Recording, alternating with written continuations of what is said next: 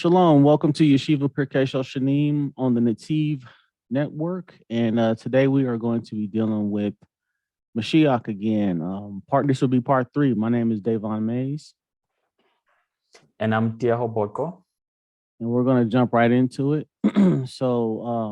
We've covered a lot of things so far, some messianic prophecies, Isaiah chapter 11, Isaiah chapter 2. Today we're going to be dealing with Zechariah 14, which is a huge messianic prophecy. There is a lesson on, quite a few lessons on these end time prophecies on the Nativ. I've done a lesson on Zechariah chapter 12 on the Nativ. You can check that out. And let's get right into it. So Theo, jump in. Let me go through it. Yeah, sure. Can I just quickly go through the chapter, then we'll come back to it? Sure.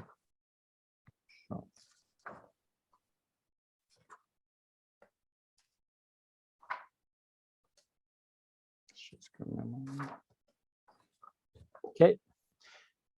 Behold, a day is coming for Hashem when your spoils will be divided up in your midst. I will gather all the nations to Jerusalem for the war. The city will be captured. The houses will be pillaged and the women will be violated. Half of the city will go out into exile. But the rest of the people will not be eliminated from the city. Hashem will go out and wage war with those nations as he waged war on the day of battle. His feet will stand on that day on the Mount of Olives, which faces Jerusalem on the east. And the Mount of Olives will split open at its middle, east to west, forming a very wide valley. Half of the mountain will move to the north and half of it to the south. And you will flee to the valley of the mountains, for the valley of the mountains will reach to Azal, and you will flee as you flee from the earthquake. That was in the days of Uzziah, king of Judah. And Hashem, my God, will come. All of the holy ones will be with you. It will be on that day, the light will be neither very bright nor very dim. It will be a unique day. It will be known as Hashem's day. Neither day nor night, but it will happen towards evening time that there will be light. It shall be on that day, spring water will flow out of Jerusalem. Half of it will flow to the eastern sea and half of it to the western sea. This will be in the summer and in winter. Hashem will be the king over all the land. On that day, Hashem will be one and his name one. The entire land will change to a plain from Geba to Rimmon, south of Jerusalem, and Jerusalem will become lofty. It will be circled in its place. From the gate of Benjamin to the place of the first gate, to the corner gate, and from the tower of Hananel up to the king's winery.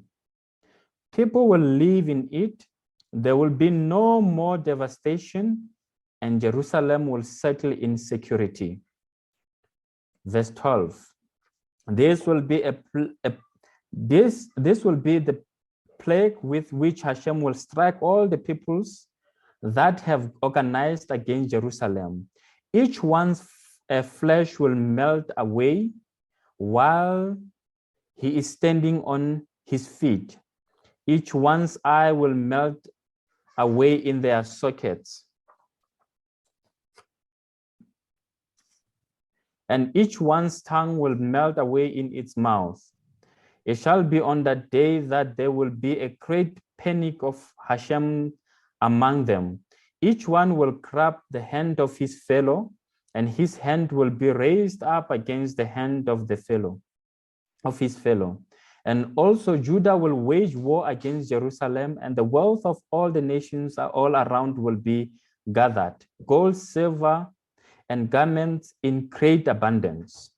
And similarly will be the plague of the horse, the mule, the camel, the donkey, all the animals that will be in those camp, just like this plague. It shall be that all who are left over from all the nations who had invaded Jerusalem will come up every year to worship the King Hashem, Master of Legions, and to celebrate the festival of Sukkot. And it shall be that whichever of the families of the land does not go up to Jerusalem to bow down before the King, Hashem, Master of Legion, there will be no. Let me see again. Okay, let me repeat verse 17 again. And it shall be that whichever of the families of the land doesn't go up to Jerusalem to bow down before the King, Hashem, Master of Legions, there will be no rain upon them.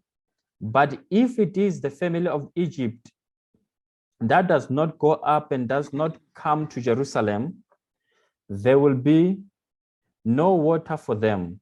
The same plague will come to pass with which Hashem will strike the nations that do not go up to celebrate the festival of Sukkot. This will be the punishment of the Egyptians and punishment of all the nations that will not go up to celebrate the festival of Sukkot. On that day will be written on the horse bells, holy unto Adonai, unto Hashem. And the pots in the temple of Hashem will be as numerous as the bowls before the altar. And it will happen that every pot in Jerusalem and in Judah will be holy unto Hashem, Master of Legions. All those who sacrifice will come and take from them and cook in them. And there will be no longer be any merchants in the temple of Hashem, Master of Legions, on that day. So just one clarification. This word Canaanite can be translated as merchant or businessman. So when people read this, they're thinking, oh, well, God doesn't like Canaanites, when Israel has a lot of Canaanite history. It can also be translated as businessmen, as you see in the you're reading out of the Strongs, out of the not the Strongs, the Stone edition Tanakh translated that word as merchant, or in some translations as businessman, will no longer be in the house of the Lord. So just to clear that up real quick. But yeah, a lot to unpack here. We can see, I will gather all nations against Jerusalem to battle. Now, this would be referring to Gog and Magog in Ezekiel 38 and 39, which is a messianic prophecy. And it says, they will go forth and they will fight against Jerusalem, but they're not going to win, of course, right? Because it says God will be the one that then shall the Lord go forth and fight against those nations as when he fought in the day of battle. So just like he did to the Egyptians, he told Israel, you know, I'm gonna fight with you. I'm gonna fight for you. He's gonna help Israel fight off these nations. So we clearly see that this is physical. This is not a spiritual thing. These nations are physically going to attack Israel. And we dealt with last time that the New Testament talks about the kingdom does not come with observation, meaning there's nothing that you can verify. It's all in your mind. You won't see the things, even though there's so many things that it says you're going to see. You will see me return. You'll see me on the clouds.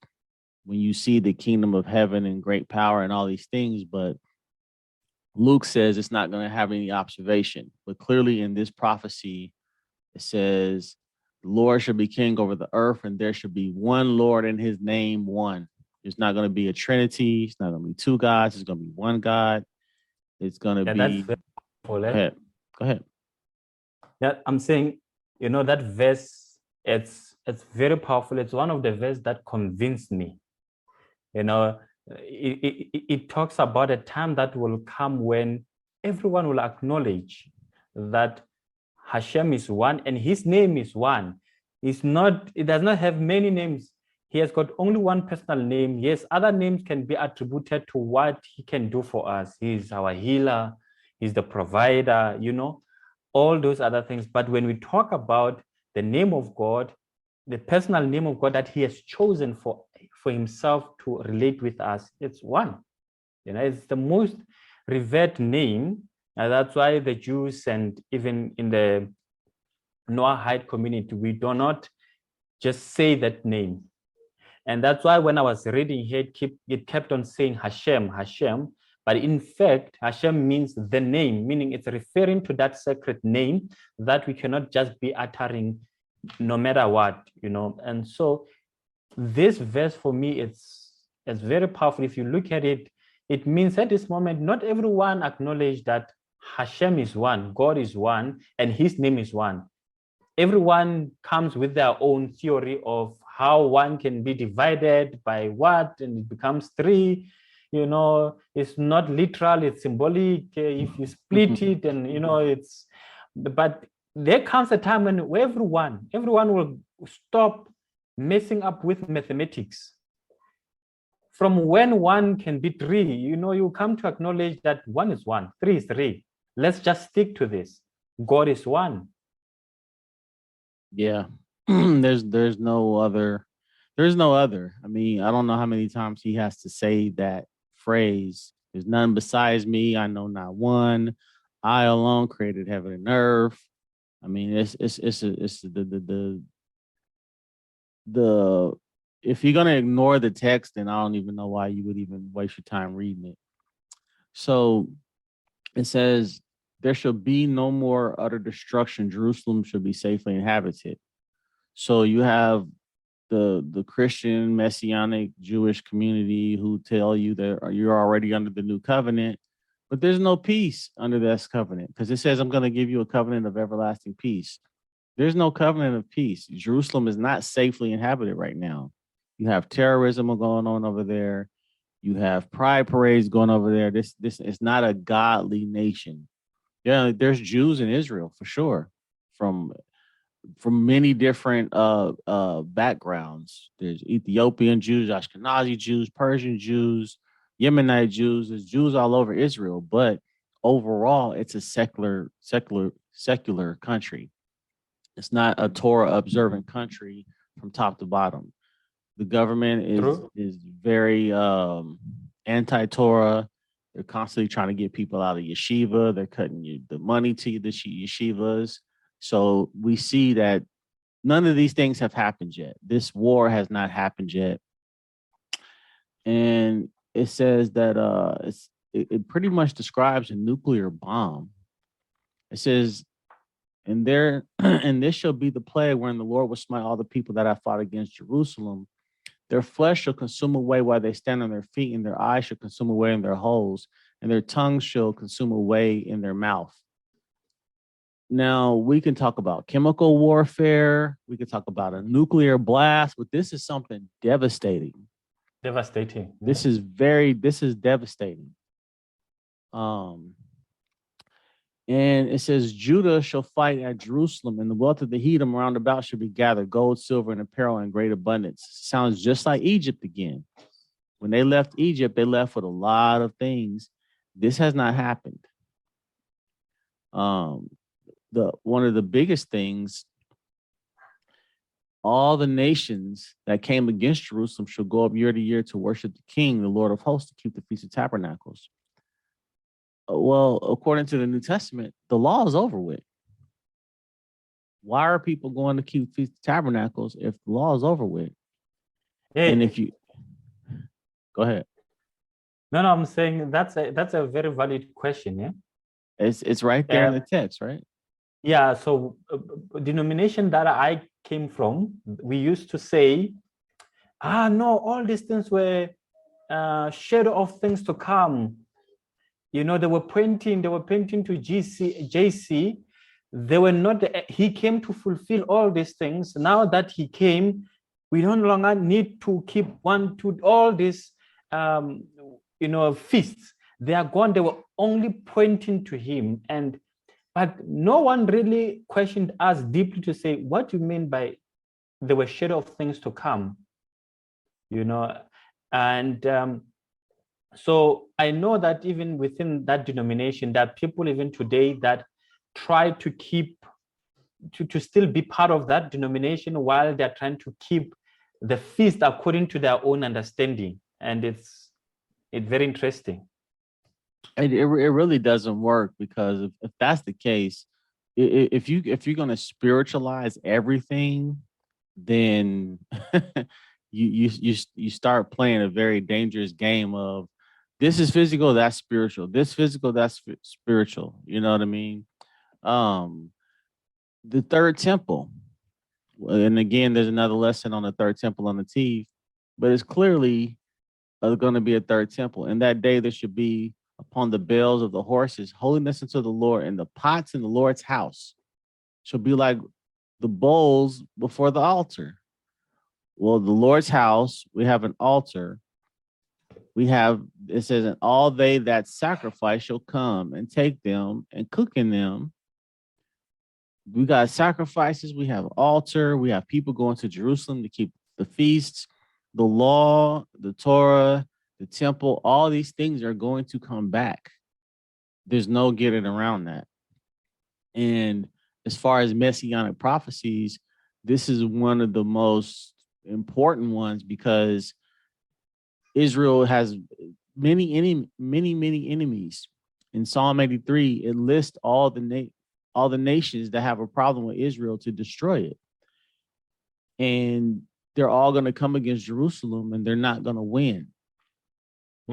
And we don't see that this has taken place. So you have what's called a preterist. We have partial preterists, we have full preterists. And a preterist is somebody who believes all the prophecies have been fulfilled. And this is a Christian, idea. Well, when did all these things take place? So what they'll do is they'll spiritualize it. He came back in your heart.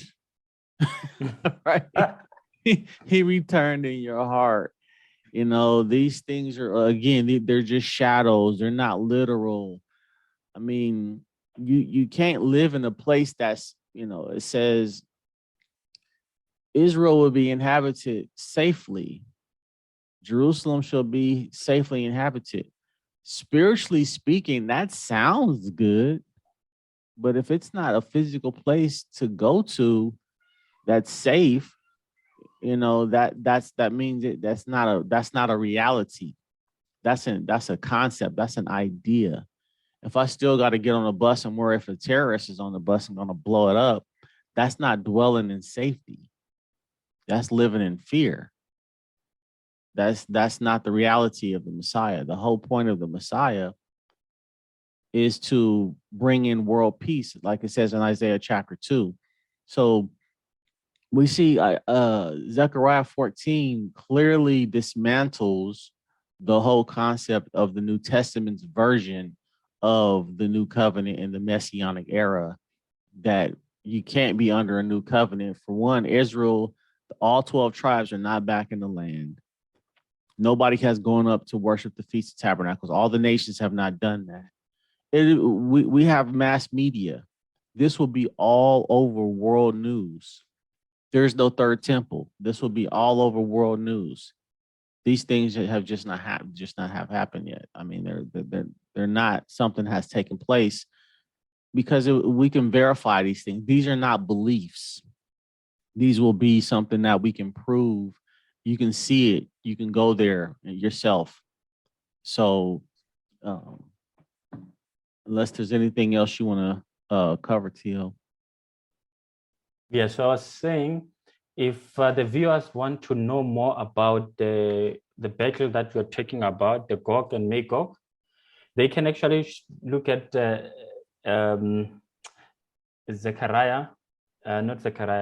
Ezekiel chapter 38 and I think 39. Yep. They go deep into the Gog and Magog. I think here it's just covered in small chunk, but if you want to have deep understanding of that, you can go to Ezekiel chapter 38 and 39. Yeah, and what we'll do next week is we'll cover Moshiach part 4, 3, yeah. 4, and yeah.